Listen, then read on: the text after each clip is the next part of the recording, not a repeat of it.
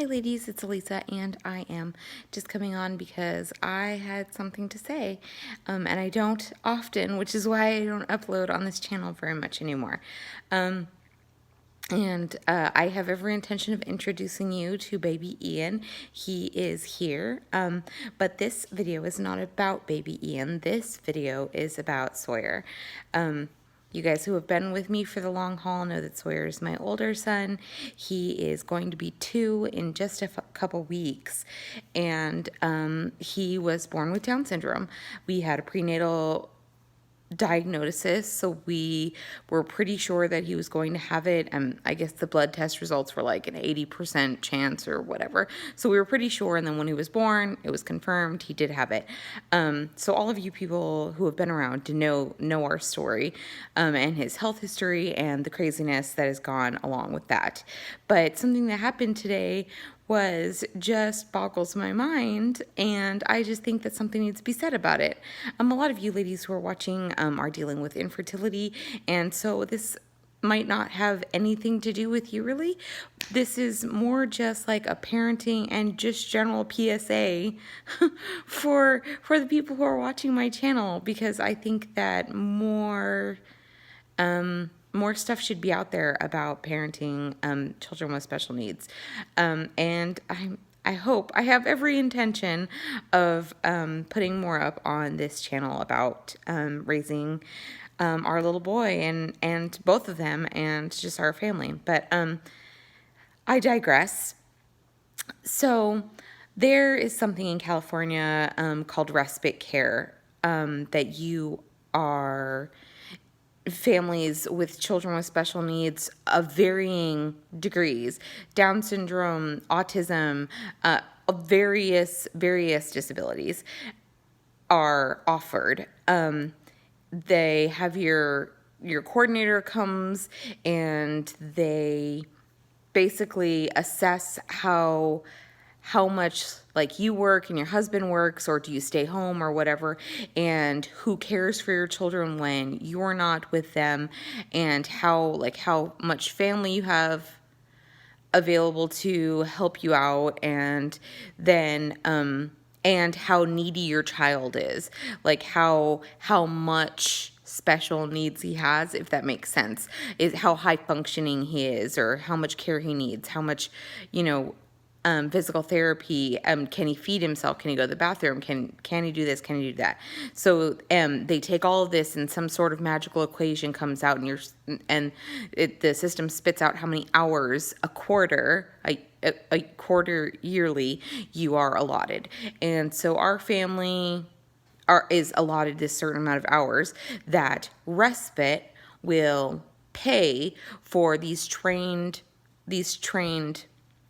people to come and babysit your child, basically, either with care while you're at work, or just needing to go to the grocery store, or if you want to have date night with your husband, you're allotted these certain hours that are supposed to help reprieve your family, because the state of California, Respite, they know that having a child with special needs is hard. You can't just call up any random babysitter, because sometimes, like, Sawyer's on a G-tube, and not every 16-year-old girl out there is going to know how to work the Joey pump and know how to feed our child and deal with a child with special needs. So it's this really great program, and we haven't used it yet, mostly because our life's been so crazy, and then we've been on maternity leave and everything, so we're allotted a certain amount of hours.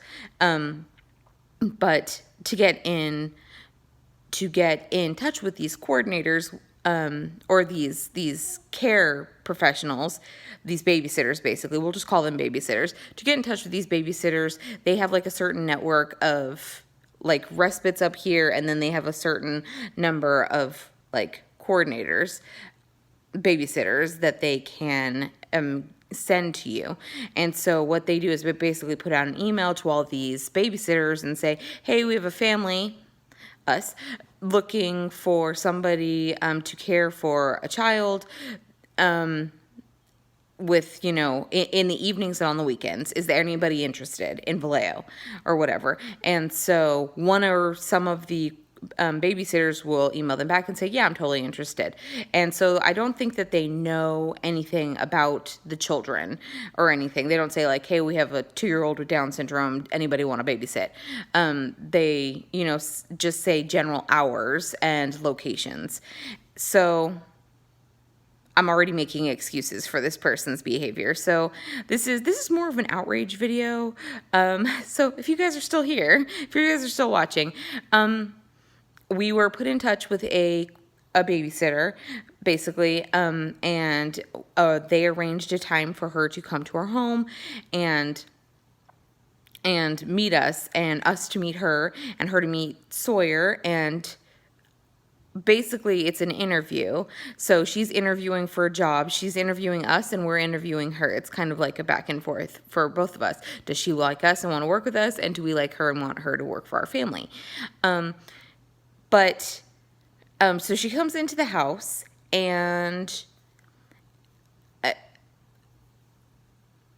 see, I'm already out of words. She comes into her house, and I invite her to sit down.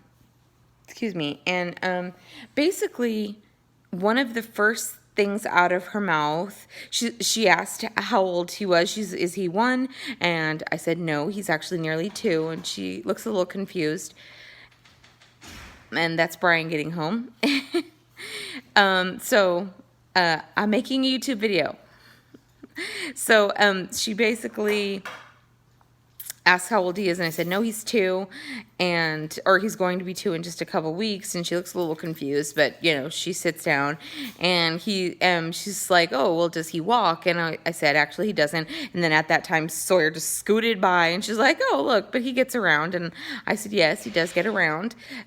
He's very mobile. He just doesn't walk. And started explaining about physical therapy and everything. And I explained to her that we had never done an interview before, and everything. But then right after that, she's looking around because Sawyer's scooting around, and so she's kind of got her eye on him, and she's all, well, this is confidential, and I'm not really, it's not supposed to be like, I don't know if she said widely known. It was kind of weird what she was saying. But she was like, I know it's supposed to be confidential, and you don't have to tell me, but you can trust me. I'm confidential. I can handle it, or something to that extent. And she's like, I'm detecting a little bit of, is it autism about him or something? And she's all, or from his physical traits, does he have a little bit of mongoloidism, or is he a mongoloid? And I looked at her, and I went, he has Down syndrome, not autism. And she's all, okay.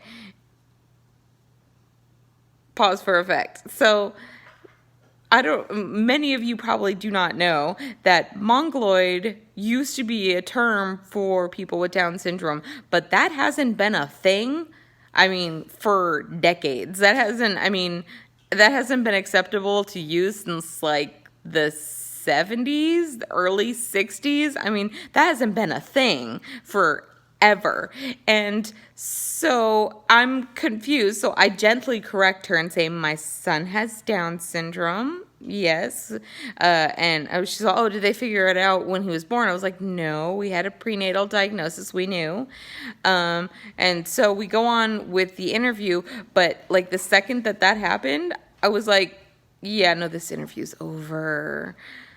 But how do you just say, get the heck out of my house? It was just so crunchy and so uncomfortable and awkward, and I was offended, but more like, my first reaction is never usually anger.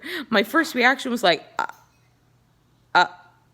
I can't believe that word just came out of her mouth. And so I asked her, how do you often work with people with special needs? And she said, oh yeah, all the time. Not just Down syndrome, because then she used the term, but autism, and she's just all kinds, and old people too. I work with old people all the time, but and she's like, I could probably get a job where I make more money doing other things, but this is, respite's just where my heart is, and I just love children. And I'm like, old people? Don't we refer to them as like the elderly to be like PC? So you're throwing out words like mongoloid and just calling people old, and It was just super awkward. But so I guess the point of this video is really no other reason other than to say that's not a thing. And as someone who works with special needs people like on a regular basis, shouldn't you be aware of the fact that that's not a thing? I think so. Anyway, so I'm just going to put this out there in the ether that, you know, that's not a thing. We don't refer to people with Down syndrome as mongoloids. That's not acceptable. So we're supposed to call our respite coordinator, the person who sends out the blast email, to let her know how the interview went and if we do want to try to meet back up with this babysitter and have and use her. And I left her a voicemail, but when she calls me back, hopefully soon, I will be informing her that we will not be using her services, and I plan on complaining. I mean, it's just, she said it like it, I mean, not even like it was an accident that she said it. She just, that was the term she used. And that's not a term we use. So, yeah. Anyway, that's just my rant for today. But in happier news, you guys will be hearing more about how Sawyer's doing and how Ian is doing, and meeting Ian as soon as I can get that video made for you. So thanks for watching, guys, and don't use that term. That's not a term. Thanks. Bye.